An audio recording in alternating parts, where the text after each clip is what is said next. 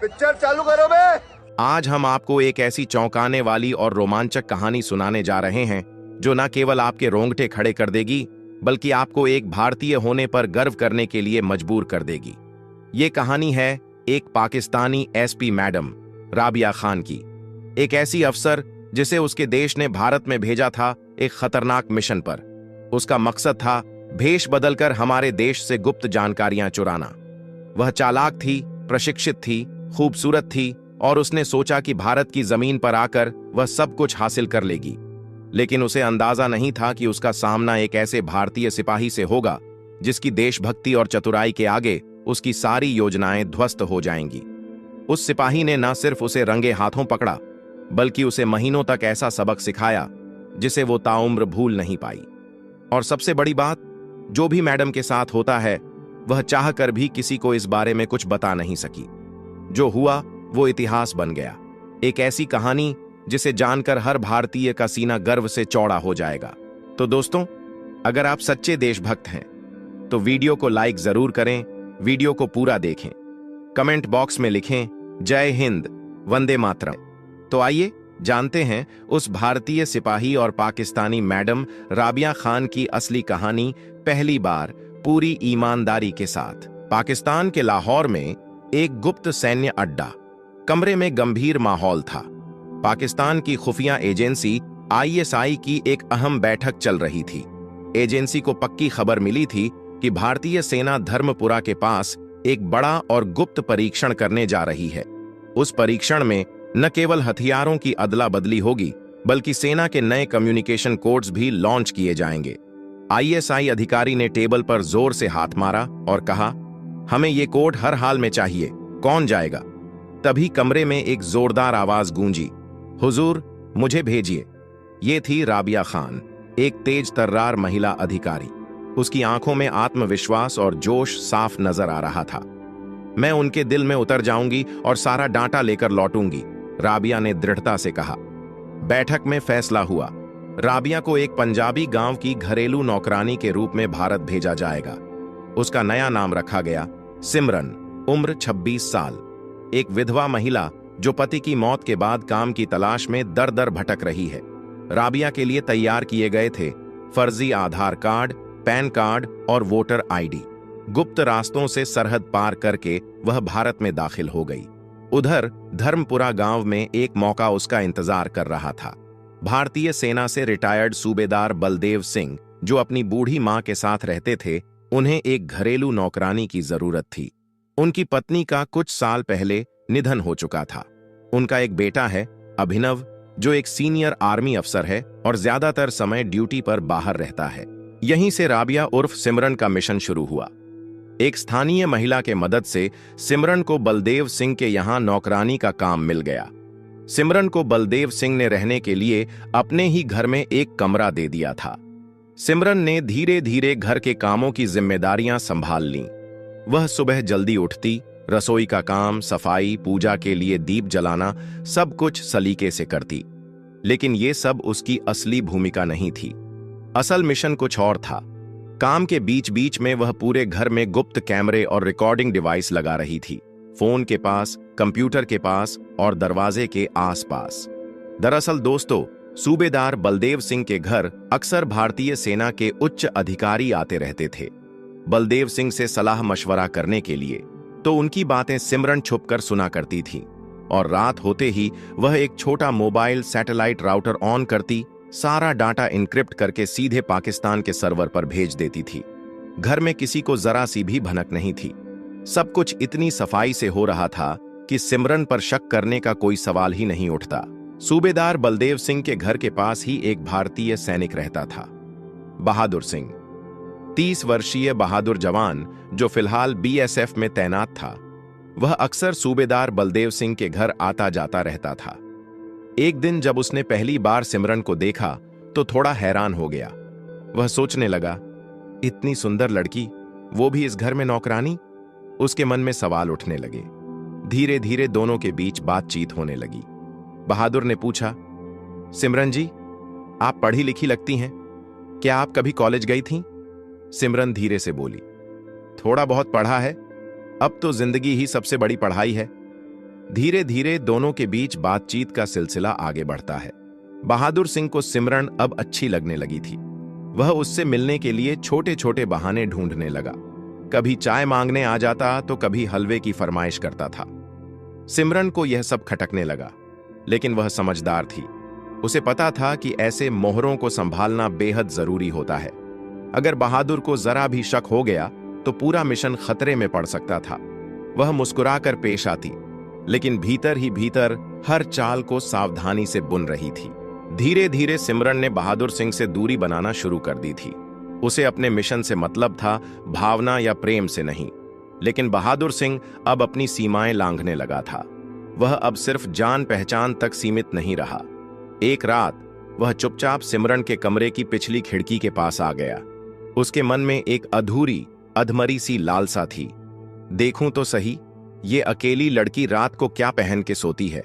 पर जो उसने देखा उसने उसके होश उड़ा दिए।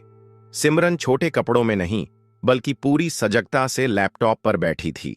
वह कुछ डेटा टाइप कर रही थी और फिर एक खास डिवाइस से उसे पाकिस्तान के सर्वर पर भेज रही थी। बहादुर की आंखें फटी की फटी रह गईं। उस समय वह कुछ नहीं बोला, बस चुपचाप लौट गया। अगली सुबह उसने मौका पाकर सिमरन को अकेले में रोका। धीरे से पूछा, तुम कौन हो? रात को क्या कर रही थी? सिमरन का चेहरा सफेद पड़ गया। उसे समझ आ गया कि अब मामला हाथ से निकल सकता है। या तो वह पकड़ी जाएगी या मारी जाएगी। लेकिन वह घबराई नहीं।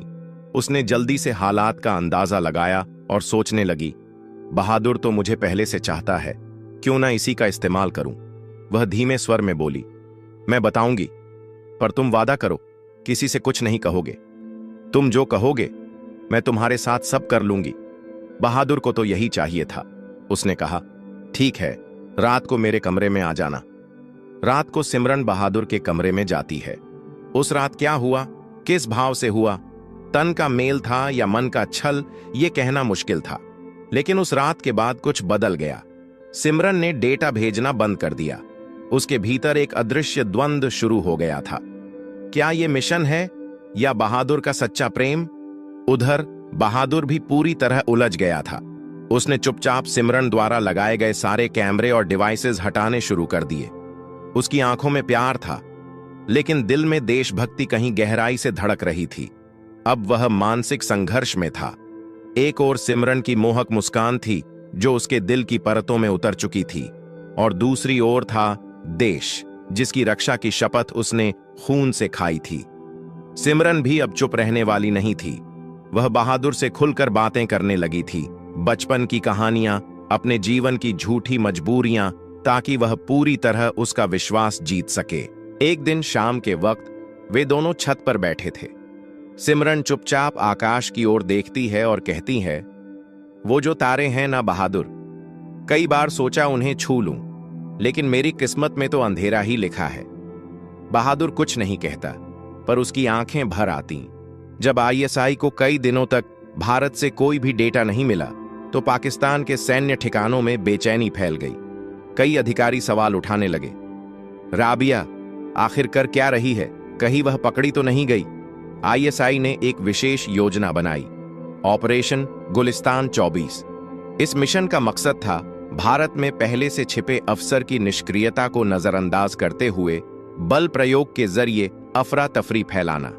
एक अफसर ने ठंडे लहजे में कहा, राबिया को भूल जाओ, अब वक्त है खून बहाने का। 4 प्रशिक्षित आतंकवादियों को पंजाब सीमा के रास्ते भारत में घुसपैठ करने का आदेश दिया गया। उनका लक्ष्य था भारतीय सेना के रिटायर्ड अफसरों की गुप्त बैठक पर हमला। उधर बहादुर सिंह को कुछ पुराने सैन्य संपर्कों ने बताया कि सीमा पर हलचल बढ़ गई है।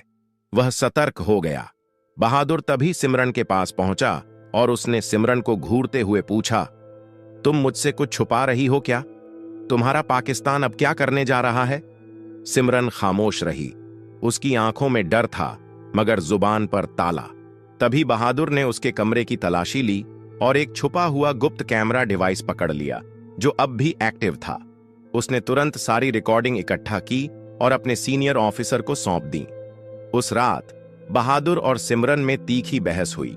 बहादुर चिल्लाया, सच बताओ, क्या तुम अब भी पाकिस्तान से जुड़ी हो? क्यों नहीं बताया कि हमला होने वाला है? सिमरन फूट फूट कर रोने लगी। माफ कर दो बहादुर, मुझे नहीं पता था। मैं अब सिर्फ अपने बच्चों के लिए जी रही हूं। बहादुर का दिल तो पिघला, लेकिन उसका चेहरा अब एक सिपाही का था, सख्त और निर्मोही। फिर वह दिन आया। आतंकवादी हमला करते हैं। लक्ष्य था सूबेदार बलदेव सिंह का घर, जहां सेना की गुप्त बैठक चल रही थी। गोलियों की बौछार, धमाकों की आवाज और हर ओर अफरा तफरी। लेकिन भारतीय सेना और पंजाब पुलिस पहले से तैयार थी। बहादुर और उसकी यूनिट ने मोर्चा संभाल लिया। एक एक कर सभी आतंकवादी ढेर कर दिए गए। एक आतंकी के पास से मिले दस्तावेजों में सिमरन के हस्ताक्षर और कोडवर्ड्स भी पाए गए। अब सारा सच सामने था। हमले के 2 दिन बाद बहादुर ने सिमरन को घर के बाहर बुलाया। बहादुर ने धीरे से कहा, अब तुम पाकिस्तान जा सकती हो। तुम्हारी सारी जानकारी हमारे पास है। कुछ दिनों की वफादारी के चलते तुम पर मुकदमा नहीं चलाया जाएगा, लेकिन याद रखना, हमारे पास सबूत हमेशा रहेंगे। सिमरन हाथ जोड़ती है। बहादुर, मैंने जो किया वो गलत था, लेकिन मैंने दिल से तुमसे मोहब्बत की थी। बहादुर हल्के से मुस्कुराया, पर आंखें नम थीं। ये मोहब्बत नहीं थी सिमरन, ये एक भ्रम था, और मैं भ्रम में नहीं जीता। कुछ दिन बाद एक गुप्त डिप्लोमेटिक चैनल के जरिए सिमरन को पाकिस्तान भेज दिया गया। पाकिस्तान में उसका असली नाम राबिया दोबारा एक्टिव कर दिया गया। वह फिर से आईएसआई से जुड़ गई। एक दिन उसने बहादुर को फोन किया। धमकी भरे लहजे में बोली, मैं वापस आ रही हूं। बहादुर ने शांत स्वर में जवाब दिया, हम वो लोग हैं जो मोहब्बत में भी वतन नहीं भूलते, और जब दुश्मन मोहब्बत में भी छल करे तो हमें उसे जवाब देना आता है। 6 महीने बीत चुके थे। बहादुर अब एक गुप्त मिशन पर था, ऑपरेशन नेत्र। मकसद पाकिस्तान की सीमा के अंदर जाकर एक खतरनाक आतंकी नेटवर्क को खत्म करना। लेकिन वह नहीं जानता था कि इस मिशन के भीतर एक और परछाई छिपी है, राबिया उर्फ सिमरन। आईएसआई ने अब उसे एक ही टारगेट दिया था, बहादुर सिंह को खत्म करना है। पाकिस्तान के कराची में एक गुप्त मीटिंग के दौरान आईएसआई जनरल महमूद ने कहा, वो जो तुम्हारे दिल में बचा रह गया है उसे खत्म करो और फिर इस खेल से आजाद हो जाओ। राबिया चुप रही। उसके चेहरे पर अब कोई भाव नहीं था। जो कभी मोहब्बत थी, अब एक स्मृति बन चुकी थी। उधर बहादुर सिंह अब पाकिस्तान में घुस चुका था, नया भेष, नई पहचान और सिर्फ 2 साथियों के साथ। मिशन था कराची के बाहरी इलाके में एक फैक्ट्री को उड़ाना, जहां बम बनाए जा रहे थे और वहीं से हथियार भारत भेजे जाते थे। जैसे ही वह फैक्ट्री पर हमले के लिए पहुंचा, एक जाना पहचाना चेहरा सामने आया। एक काले बुर्के में राबिया थी। एक क्षण को उसका दिल डोल गया, लेकिन अगले ही पल वह फिर से सैनिक की भूमिका में आ गया। अब यह मिशन नहीं रहा, यह पर्सनल भी बन गया है, उसने अपने साथी से कहा। फैक्ट्री पर हमला हुआ। धमाकों की आवाज से पूरा इलाका थर्रा उठा। आतंकी इधर उधर भागने लगे, पर तभी बहादुर को चारों ओर से घेर लिया गया। गोलियां चलने लगीं और फिर एक छाया सामने आई। 2 गोलियां चलीं, 2 आतंकी गिर गए। वो राबिया खान थी। बहादुर हैरान रह गया। तुमने मेरी जान क्यों बचाई? राबिया की आंखें भीग गईं। क्योंकि मेरी आत्मा अब खामोश नहीं रह सकती। मैं तुम्हें मारने नहीं आई थी, मैं खुद को मुक्त करने आई थी। बहादुर की आंखों में शक झलका। ये भी कोई जाल तो नहीं? राबिया ने धीरे से पिस्तौल जमीन पर रख दी और बोली, मैं तुम्हारे देश से माफी मांगती हूं। मुझे एक मौका दो, मैं सारी सच्चाई उजागर कर दूंगी। बहादुर ने कहा, ठीक है, मेरे साथ भारत चलो। उसके बाद राबिया भारत आ जाती है और फिर भारतीय एजेंसियों ने राबिया को हिरासत में ले लिया।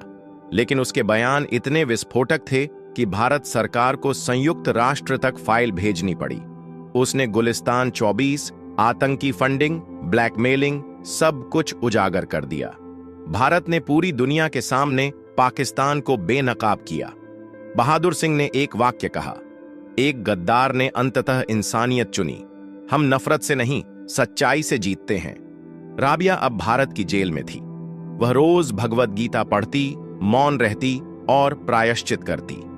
एक दिन बहादुर उससे मिलने आया। राबिया ने उसकी आंखों में देखा और कहा, मैंने तुम्हें खोकर खुद को पाया। अब चाहती हूं कि मेरी आखिरी सांस इसी मिट्टी में हो। बहादुर बोला, देश से गद्दारी की माफी नहीं मिलती, पर आत्मा को शांति मिल सकती है। 5 साल बीत चुके थे। ऑपरेशन नेत्र की गूंज अब अंतर्राष्ट्रीय मंचों से होते हुए इतिहास में दर्ज हो चुकी थी। राबिया खान, जिसने कभी भारत के खिलाफ जासूसी की थी, अब अच्छे व्यवहार और मानवीय आधार पर रिहा की जा रही थी। भारत सरकार के लिए यह निर्णय आसान नहीं था, पर संयुक्त राष्ट्र और मानवाधिकार संगठनों के दबाव ने इसे संभव किया। रिहाई के दिन जेल के बाहर कोई नहीं था, सिवाय एक के, बहादुर सिंह। राबिया उसके सामने चुपचाप खड़ी रही, जैसे कुछ कहना चाहती हो, पर शब्द गले में अटक रहे थे। बहादुर ने उसकी ओर देखा और कहा, चलो, तुम्हें तुम्हारे सरहद पर छोड़ देता हूं। गाड़ी सरहद की ओर बढ़ती रही। उन दोनों के बीच सिर्फ चुप्पी थी, वो चुप्पी जो हर शब्द से भारी थी। पठानकोट से अटारी बॉर्डर तक का सफर लंबा था। हर किलोमीटर, हर मोड़ जैसे उनके बीच की कहानियों को चुपचाप दोहराता जा रहा था। उनकी सांसें कभी पास, कभी दूर, एक अजीब सी खामोशी में उलझी थीं। राबिया ने धीरे से कहा, मुझे लगा था तुम मुझे देखने भी नहीं आओगे। अब फिर से बहादुर सिंह ने कुछ देर चुप रहकर बस इतना कहा, मैंने तुम्हें सजा दी, अब शायद मोक्ष देना मेरा कर्तव्य है। राबिया की आंखें भर आईं, मगर उन्होंने उन आंसुओं को गिरने नहीं दिया। जैसे किसी अपराध की अंतिम सजा भी अब खुद को कमजोर नहीं करना चाहती थी। अटारी वाघा सीमा पर वो आखिरी लम्हा, एक ओर पाकिस्तानी रेंजर्स, दूसरी ओर भारतीय जवान, बीच में कंटीली बाढ़, जैसे दो दिलों के बीच की अदृश्य दीवार। राबिया ने जाते जाते पूछा, क्या तुम मुझे माफ कर पाए? बहादुर ने उसकी ओर देखा, मेरी वर्दी ने तुम्हें सजा दी, मगर मेरा दिल शायद तुम्हें कभी छोड़ नहीं पाया। लेकिन अब मैं तुम्हें आजाद करता हूं, हर बंधन से। राबिया ने सिर झुकाया, आंखों से एक अकेली बूंद गिरी और वह सीमा पार चली गई। अब उसे कोई नाम नहीं चाहिए था, कोई पहचान नहीं, बस आजादी। 6 महीने बाद बहादुर सिंह को एक चिट्ठी मिली, पाकिस्तान से, राबिया की। प्रिय बहादुर, तुम्हारे देश ने मुझे सजा दी, पर तुमने मुझे आत्मा दी। अब मैं पेशावर में एक स्कूल चला रही हूं, जहां लड़कियां पढ़ती हैं और नफरत से दूर रहती हैं। शायद यही मेरा प्रायश्चित है। तुम्हारी नहीं रही, लेकिन अब किसी और की गुलाम भी नहीं। बहादुर ने वो चिट्ठी संभालकर अपनी किताब के अंतिम पन्ने में रख दी। इस कहानी को सुनाने का उद्देश्य किसी को परेशान करना, किसी का दिल दुखाना बिल्कुल भी नहीं है। इस कहानी का उद्देश्य आपको जागरूक करना, आपको सचेत करना है। दोस्तों, आप यह वीडियो कहां से देख रहे हैं? दिल्ली, मुंबई, उत्तर प्रदेश, हरियाणा, पंजाब, राजस्थान, कोलकाता, चेन्नई, बिहार, पटना, नेपाल या फिर दुनिया के किसी और कोने से? प्लीज अपना नाम और शहर कमेंट बॉक्स में जरूर लिखिए। आपका नाम और आपकी लोकेशन सिर्फ एक जानकारी नहीं, मेरे लिए एक रिश्ता है, एक आत्मीय जुड़ाव। जब आप अपना नाम लिखते हैं तो मुझे लगता है जैसे ये कहानी आप तक सच में पहुंची है, मन से, दिल से। आपका छोटा सा कमेंट हमारी इस सेवा को सार्थक और जीवंत बनाता है। आप ही हमारे सफर के सबसे कीमती साथी हैं। और हाँ, चैनल को सब्सक्राइब